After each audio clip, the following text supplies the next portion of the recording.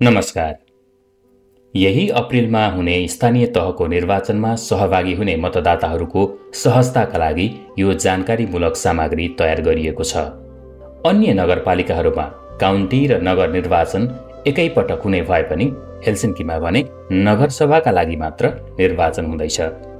तपाईले अप्रिल 2 देखि 8 सम्म फिनल्यान्डका जुनसुकै मतदान केन्द्र र फिनल्यान्ड बाहिर हुनुहुन्छ भने आफू रहेको देशमा रहेको फिनिस दूतावासमा गई अप्रिल 2 देखि 5 सम्म मतदान गर्न सक्नुहुनेछ। अप्रिल 13 का दिन अर्थात् निर्वाचन मितिमा भने तपाईको घरमै पठाइएको निर्वाचन सम्बन्धी जानकारीमा तोकिएको मतदान केन्द्रमा मात्र मतदान गर्न मिल्छ। अग्रिम वा निर्वाचन मितिमा मतदान गर्ने तरिका भने एउटै हो। मतदान गर्न जानु पूर्व मतकेन्द्रको ठेगाना खुल्ने समय बारे जानकारी लिनुहोस् र घरबाट निस्कन पूर्व परिचय पत्र अनिवार्य बोक्नुहोस्। तपाई मतदान केन्द्र छिर्ने बित्तिकै निर्वाचन अधिकारीले तपाईसँग तपाईको परिचय पत्र माग्नेछन्। पासपोर्ट, ड्राइभिङ लाइसेन्स वा फिनिस प्रहरीले जारी गरेको आइडी मध्ये कुनै एक भ्यालिडिटी नसकिएको परिचय पत्र भए हुन्छ।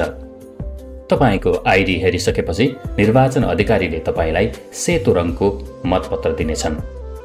दिइएको मतपत्र लिई गोप्य मतदान बुथमा जानुहोस्। बुथको भित्तामा सेतो रङको सूचीमा नगरसभा निर्वाचनका उम्मेद्वारहरूको नामावली र संकेत नम्बरहरू लेखिएको हुन्छ। तपाईले मतदान गर्न चाहनु भएको उम्मेद्वारको संकेत नम्बर पक्का गर्नुहोस्। उदाहरणका लागि हेलसिन्की नगरसभा निर्वाचनका उम्मेद्वार कृष्ण रेग्मीलाई मतदान गर्न चाहनुहुने मतदाताले मतपत्रको गोलो घेराभित्र 920 नम्बर प्रष्ट बुझिने गरी लेख्नुहोस्। मतपत्रमा गोलो घेराभन्दा बाहिर केही पनि लेख्न हुँदैन। गोलो घेराभित्र पनि उम्मेद्वारको नम्बर बाहेक केही पनि लेख्न हुँदैन र नम्बर लेख्दा गोलो घेरा नछोइने गरी लेख्नुपर्छ र नेपालीमा लेख्न हुँदैन, नत्र तपाईको मतपत्र अयोग्य मानिनेछ र तपाईको अमूल्य मत खेर जानेछ। नम्बर लेखिसकेपछि मतपत्रलाई बीचमा भित्रको नम्बर नदेखिने गरी एकपटक पट्याउनुहोस्।